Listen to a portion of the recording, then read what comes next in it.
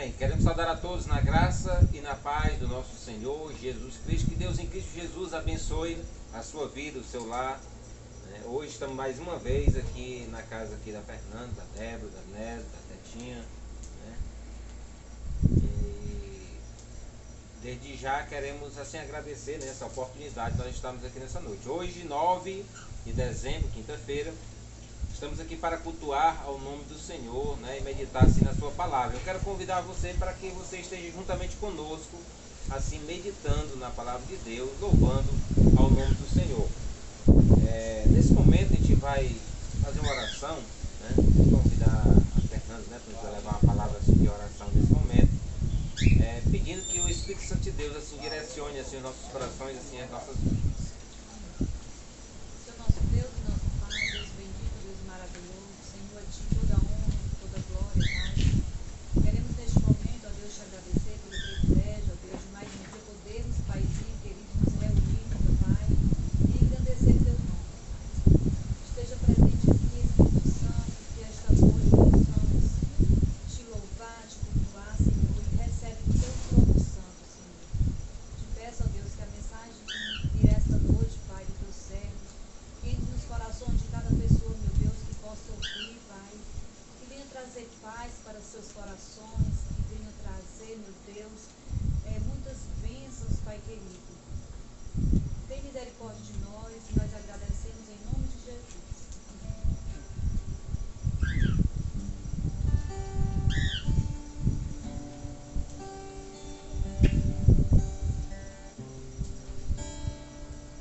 Cantar não tem sobre ti nenhum cuidado, qualquer que seja, porque somente um seria muito para ti.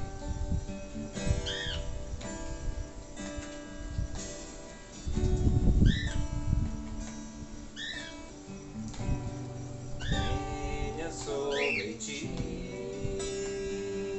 um só cuidado, qualquer que seja.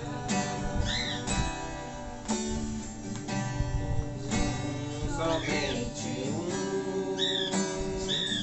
seria muito para ti. É meu, somente meu, todo o trabalho. E o teu trabalho é descansar em mim.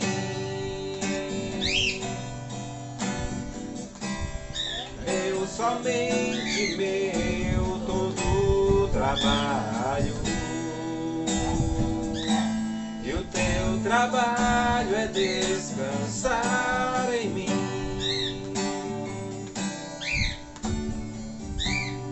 Tenhas quando enfim tiveres que tomar decisões. Entrega tudo a mim, confia de todo o coração. É meu, somente meu, todo o trabalho. E o teu trabalho é descansar em mim. É meu, somente meu, todo o trabalho. E o teu trabalho é descansar em mim.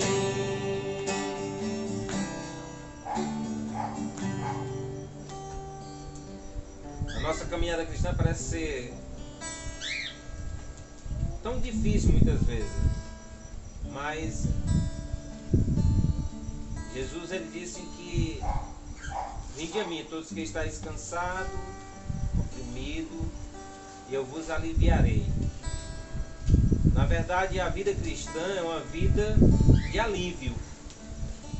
Pesado, na realidade, é uma vida no pecado. É uma vida debaixo da condenação eterna.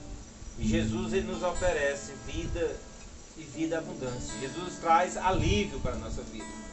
E esse hino ele trata exatamente sobre isso, Sobre que o nosso único trabalho, na realidade, O nosso grande esforço na realidade é apenas descansar.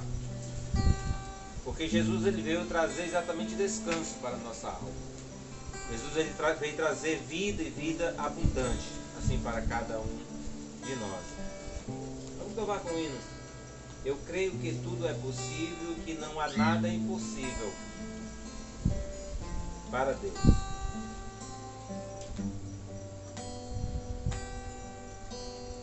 Eu creio que tudo é possível e que nada é impossível para ti. Basta uma palavra tua E os montes se moverão. Eu creio que tudo é possível e que nada é impossível para ti. Basta uma palavra tua e os montes se removerão, pois contigo saltarei muralhas e também destruirei exércitos e serei mais que vencedor. Eu creio que tudo é possível e que nada é impossível para ti. Basta uma palavra tua e os montes se removerão. Contigo saltarei muralhas e também destruirei exércitos e serei mais que vencedor, pois contigo saltarei muralhas e também destruirei exércitos e serei mais que vencedor, e serei mais que vencedor, e serei Mais que vencedor.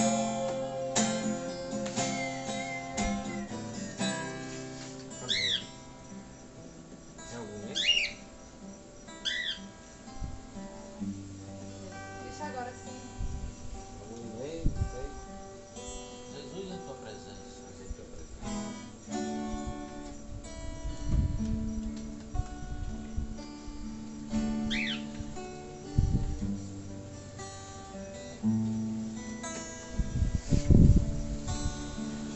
Jesus em tua presença, reunimos-nos aqui, contemplamos tua face e rendemos-nos a ti, pois um dia a tua morte trouxe vida a todos nós e nos deu completo acesso ao coração do Pai. Jesus, em tua presença, reunimos-nos aqui, contemplamos tua face e rendemos-nos a ti, pois um dia a tua morte trouxe vida a todos nós e nos deu completo acesso ao coração do Pai. O véu que separava já não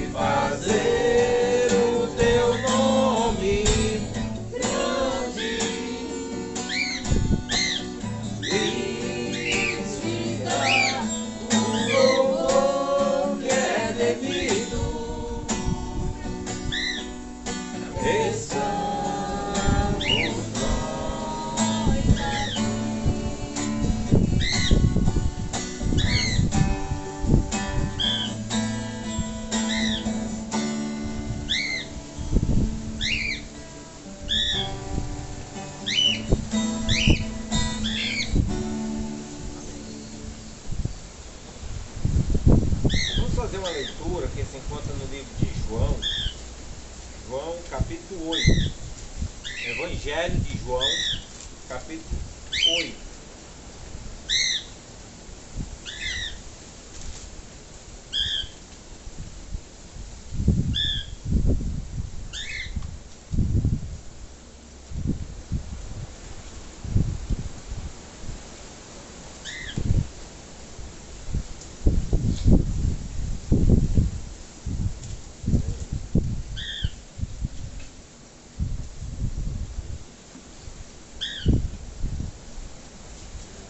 Evangelho de João, capítulo 8. Aqui está a Débora aí fazendo a leitura.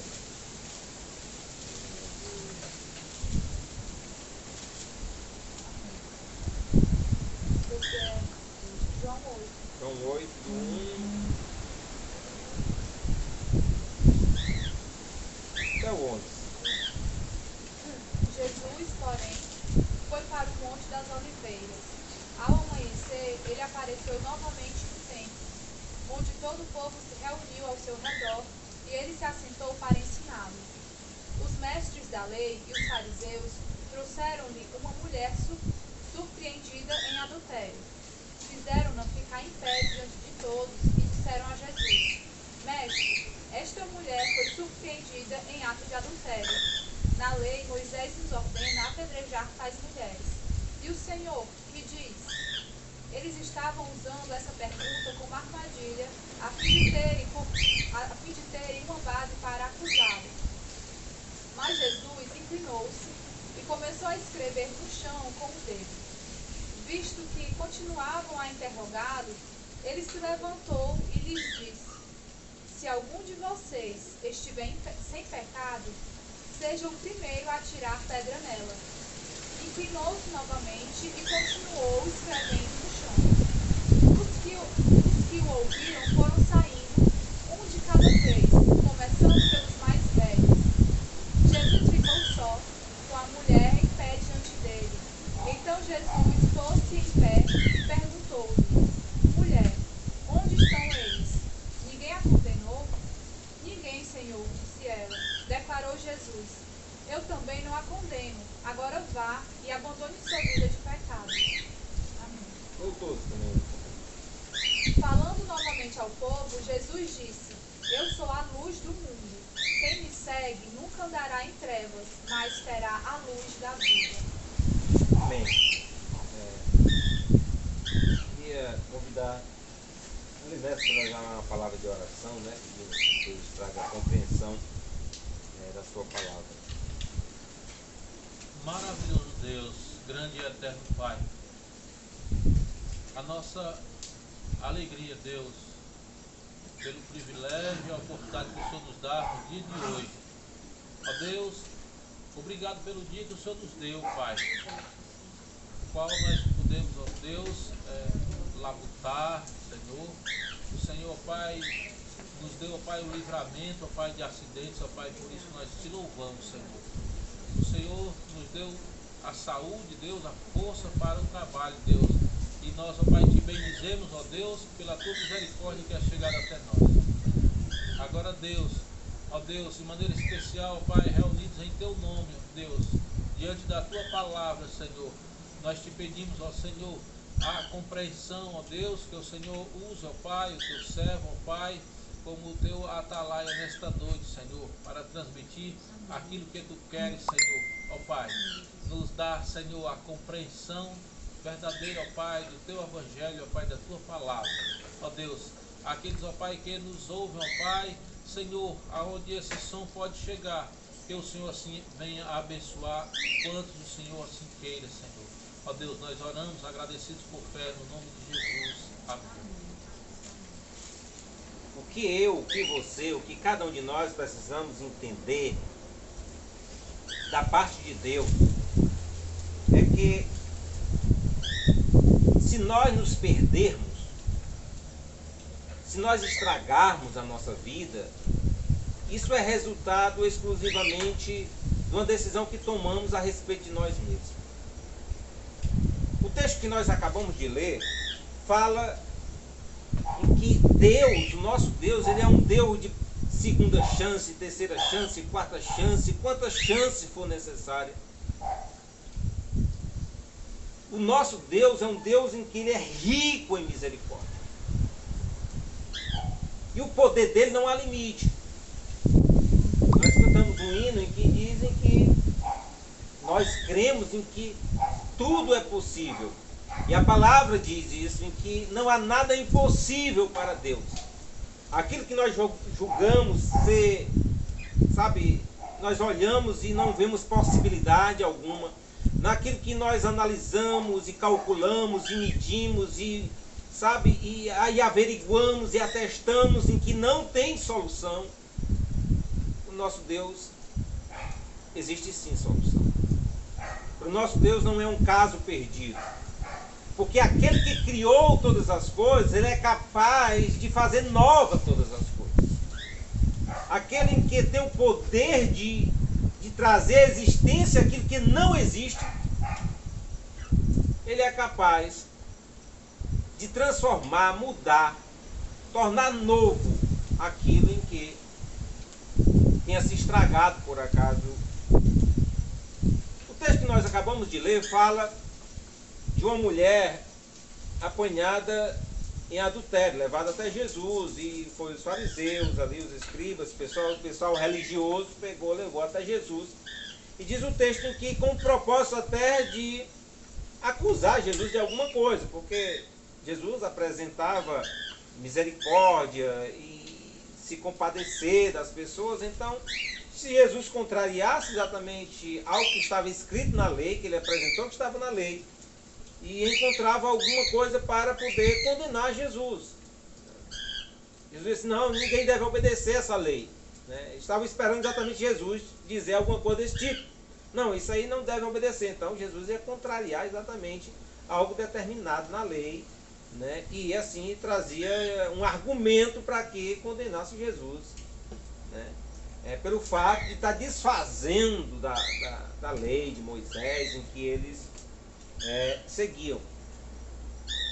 O interessante é que quando leva aquele caso para Jesus, Jesus parece que não faz muito caso do caso. Nem faz muito caso nem da mulher, nem faz muito caso do que eles estavam dizendo. Jesus fica lá intertido, escrevendo no chão. E quando eles insistem em que Jesus ele traga algum veredito, Jesus diga alguma coisa a respeito daquela situação, Jesus traz exatamente aquela palavra de quem não tivesse pecado, que lançasse a primeira pedra. Isso remete para nós algo que a gente precisa refletir bastante. Porque nós temos uma grande facilidade de julgar as pessoas, julgar os outros. A vida daquela mulher era correta, era direito? Não, claro que não, evidentemente que não. Jesus aprovou exatamente a vida daquela mulher até aquele momento? Também, evidentemente que não. Mas nós precisamos ter bastante cuidado que ao condenar as pessoas, nós não estamos ofuscando exatamente os nossos próprios erros. Tem as pessoas que têm uma tendência muito grande de querer mostrar o erro dos outros para que aplaque exatamente os seus, né? Para massagear exatamente os seus traumas, os seus fracassos, as suas derrotas. Então a gente já começa a apresentar o dos outros para que eu me sinta bem diante, né, de ver exatamente degrinir a imagem do outro, eu me sentir bem, né, com aquilo, porque minha situação está melhor do que o do outro. A minha situação é melhor do que aquele. Eu já escutei de muitas pessoas dizer assim, não, mas eu estou vivendo desse jeito, mas tem gente pior do que eu. Tem gente vivendo pior. Ou mesmo dizer assim, não vou ser crente não, porque tem muito crente fazendo coisa pior do que eu faço. E o pior é que isso tem uma certa verdade naquilo que ele está dizendo. Né?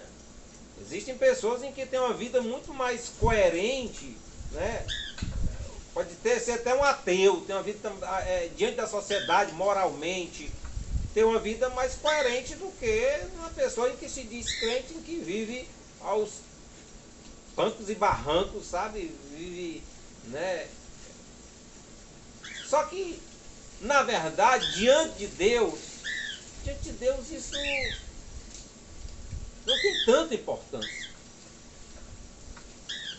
Porque Deus, ele não nos vê apenas o aqui e o agora. Deus, ele olha para nós, ele não vê apenas você no momento que você está vivendo hoje. O nosso Deus é um Deus atemporal. Ele já me vê, ele tem a capacidade de ver a mim, não nesse corpo de pecado, mas ele tem a capacidade de olhar para mim e ver num corpo glorificado. Deus tem a capacidade de olhar para mim e ver exatamente sem nenhum pecado, livre de toda a mazela dessa carne, transformado. Deus tem a capacidade de olhar para mim e já me ver na eternidade. Porque aquilo que nós estamos vivendo exatamente no aqui e o agora são exatamente resultados exatamente dessa matéria, desse corpo, dessa carne, do momento limitado, a própria carne limitada ao próprio tempo. Mas Deus não está exatamente dentro de onde eu estou. Deus não está no limite em que eu vivo. Deus não está dentro desse tempo. Deus não está dentro dessa matéria. Deus está fora disso, porque Ele criou isso. Ele não pode estar dentro em sua totalidade. Ele se manifesta dentro dessa realidade. Mas Deus está fora dessa realidade. E Deus enxerga fora dessa realidade em que nós estamos vivendo. Deus, quando Ele olha para nós, Ele nos vê exatamente da maneira em que nós somos construídos nele, que somos transformados nele. Evidentemente que a nossa visão é essa do aqui e agora. Mas quando ele diz, olha, quem não tiver pecado, lance a primeira pedra, ele nos remete exatamente a essa reflexão de que antes de que Jesus, ele tinha até falado no Sermão do Monte, ele até disse, olha, não julgueis para que vocês também não sejam julgados, à medida que tiverem julgados, vão julgar vocês também, né? Tira primeiro a trave que está no teu olho, e tu vai conseguir tirar exatamente o algueiro que está no olho do teu irmão. Ele usa uma certa metáfora de forma um pouco exacerbada para que a gente possa entender a gravidade que muitas vezes nós vivemos. Nós estamos tanto preocupados com picuinhas na vida do outro, enquanto muitas vezes tem um negócio terrível na nossa em que a gente precisa cuidar. Não é que a gente não possa exatamente se importar com a vida do outro. Não, pelo contrário, ele diz o seguinte, ó, tira primeiro a tua e tu vai tirar do outro. Porque o nosso dever, como o que o Evangelho ele nos traz, exatamente não é que nós vivemos uma vida totalmente independente e indiferente, alheia à vida do outro. Não, a gente precisa se importar com o outro, a gente precisa estender a mão para o outro, porque a prática, a essência da prática do Evangelho é amar a Deus, é amar o próximo, é se importar pela outra pessoa, é fazer alguma coisa pelo outro. Não é a pessoa ver a pessoa caída no erro, a pessoa errada e dizer assim, já se lasca, isso aí não estou nem aí para ela, o problema dela é problema dela. Não, não é isso que o Evangelho nos leva. O Evangelho nos leva exatamente a ver o problema do outro, estender a mão para o outro e ajudar de certa forma essa outra pessoa. E nós só temos a capacidade, só temos exatamente esse potencial de ajudar o outro principalmente quando nós já temos vivido alguma coisa em relação àquilo, ao problema que o outro está vivendo naquele instante. Por isso em que Deus usa pessoas em uma diversidade, de áreas diferentes, né? Não tem uma pessoa melhor de ajudar um drogado do que uma pessoa em que esteve preso às drogas. Não tem ninguém melhor para ajudar uma pessoa que está na prostituição do que alguém que já saiu da prostituição.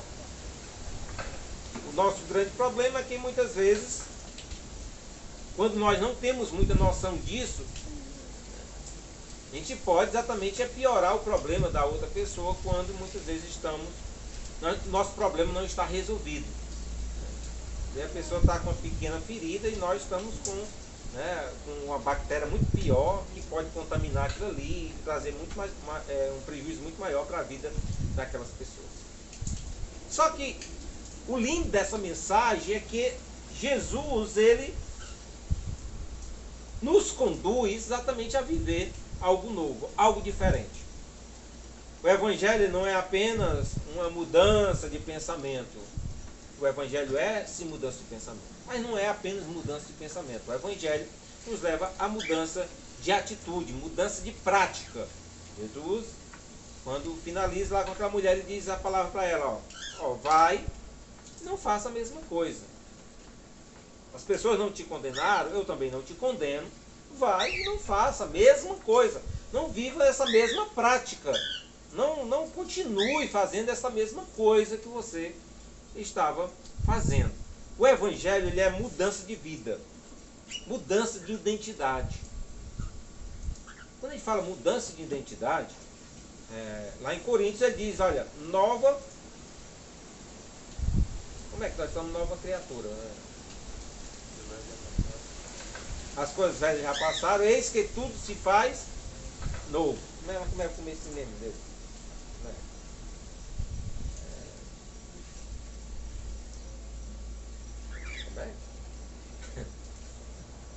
Então, 1 Coríntios, em Coríntios diz exatamente isso. Paulo, ele fala em que nós somos nova criação de Deus.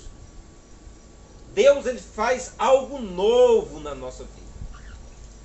As práticas ficam para trás. E Deus faz nova todas as coisas. Tio, pelo que se alguém está em Cristo, nova criatura é. As coisas velhas já passaram, eis que tudo se fez novo. Por isso, ok?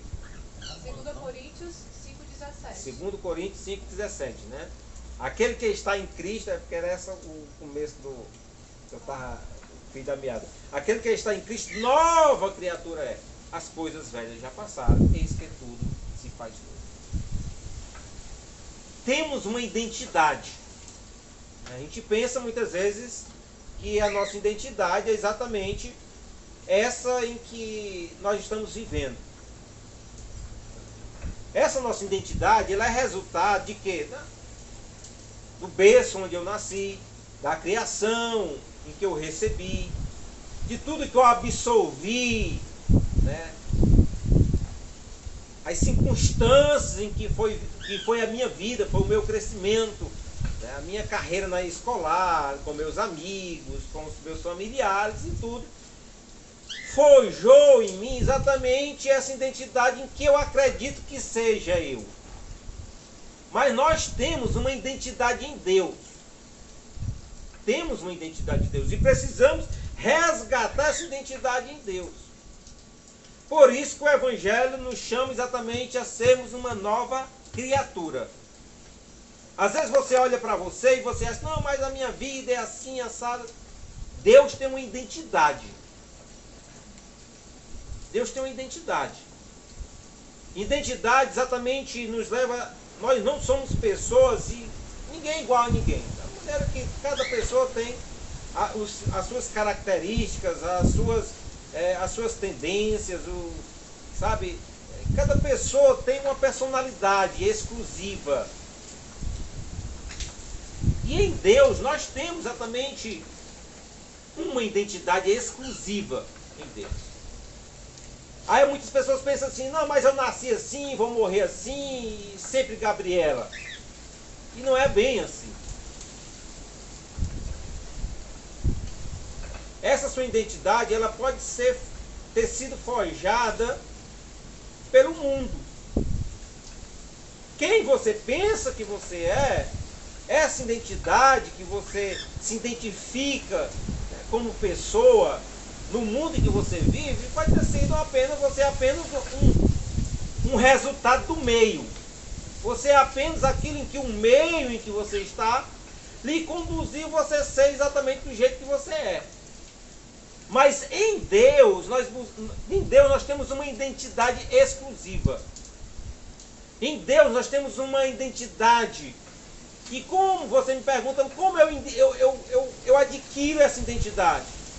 como Deus trabalha em mim essa identidade, como o mundo trabalhou em você, a identidade que você tem, como Deus ele trabalha em você, a identidade que Ele quer que você tenha. Nós somos moldados pela palavra de Deus. A palavra de Deus molda a nossa vida, porque a palavra de Deus ela traz exatamente uma diretriz.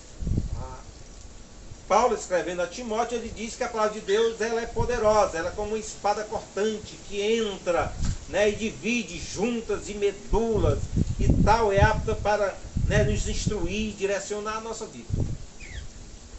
A palavra de Deus, nós precisamos de conhecer a palavra para que nós possamos enxergar o caminho. Diz o salmista em que a palavra de Deus é luz, é lâmpada para os nossos pés e luz para o nosso caminho.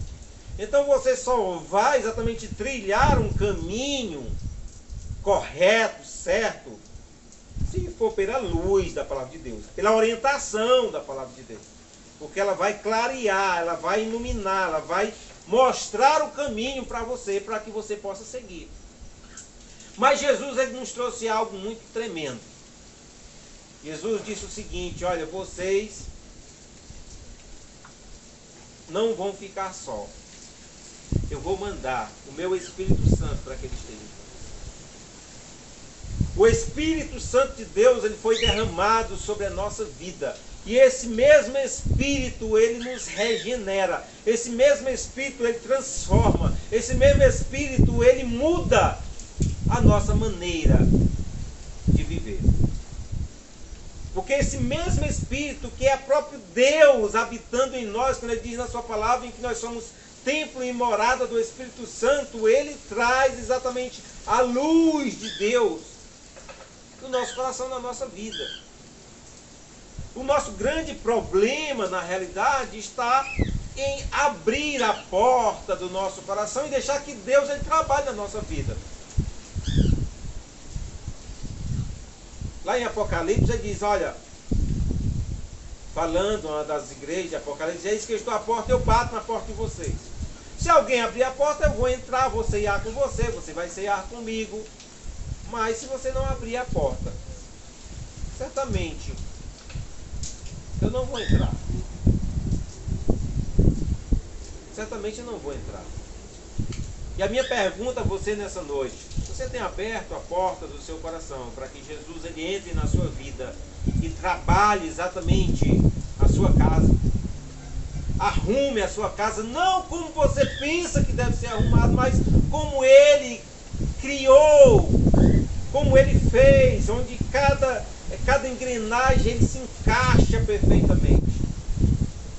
A vontade de Deus para mim e para você é boa, ela é perfeita, ela é agradável. A vontade de Deus é maravilhosa para cada um de nós. Quando nós abrimos nosso coração para Deus e deixamos Deus trabalhar na nossa vida, nós vemos coisas maravilhosas acontecer. Deus tem coisas novas para realizar na sua vida, na minha vida, nas nossas vidas. Porque o nosso Deus é um Deus de uma grandeza sem tamanho. Nós vivemos em tantas limitações, mas Deus é um Deus sem limite. Deus ele tem o melhor para a minha vida, para a sua vida. Basta você abrir o seu coração. Basta você estar disposto exatamente a ser moldado e direcionado por Deus. E o meu apelo a você nessa noite é que você abra o seu coração, em que você entregue a sua vida completamente aos cuidados de Deus. E experimente e prove o quanto Deus ele é bom e o quanto Deus é maravilhoso. Já quero agradecer todas as pessoas que estiveram conosco, né? Nessa noite, que Deus em Cristo abençoe o seu lar, que Deus em Cristo abençoe a sua família, que Deus em Cristo te abençoe maravilhosamente, que o Espírito Santo derrame toda sorte de bênção sobre o seu lar, sobre a sua vida. Esse é o nosso desejo em Cristo Jesus. Sabe que todo o pecado sempre vai trazer destruição na nossa vida, no nosso lar, na nossa família, em que nós tenhamos assim, sabe, nós viemos entregar e abrir todo o espaço para que Deus, ele reine em nossos corações e em nossa vida. Então, desde já quero agradecer, né, a todas as pessoas que estiveram conosco, que você possa ter uma boa noite, assim, na graça e na paz do nosso Senhor e Salvador Jesus Cristo. Quero convidar você a estar participando dos trabalhos. Nós fazemos parte da Igreja Batista e que você possa estar participando dos trabalhos da Igreja Batista. Hoje é quinta-feira, amanhã, sexta-feira, temos culto na localidade ali do Logradouro, né? Você está convidado a estar participando, se você mora ali na Casa Redondeza, está participando exatamente dos cultos ali, realizados em nossa congregação lá em Logradouro. Sábado, né, temos culto lá na Parada 1000, na congregação que nós temos lá na Parada 1000, às 6 horas. E lá na Edmilson Correia, a partir das 19 horas, também temos culto ali na Edmilson Correia. Eu quero convidar você, a partir das 7 horas da noite, ali nós estamos ali cultuando ao Senhor. Se você mora ali na Casa Redondeza, seja nosso convidado. Domingo, às 9 horas, às 8h30, temos lá na congregação da Coab, Escola Bíblica Dominical, e às 9 horas temos também Escola Bíblica Dominical lá na Castelo Branco, né, na nossa sede ali na Castelo Branco. E à noite, às 18 horas, temos culto, né, ali na Castelo Branco, na Igreja Batista, e na Coab também às 7 horas também da noite. Então, você é o nosso convidado a estar participando assim. E quarta-feira também, às 7 horas, também temos culto ali na Castelo Branco. Então, você é nosso convidado a estar participando conosco. Mais uma vez, eu fico grato, assim, né? E agradecer aqui a presença hoje do Jefté, né? O Isaac, né? O Caleb ali, como eu tinha falado no começo. O Aquiles também está ali. Então, que Deus em Cristo abençoe a sua vida. Amém.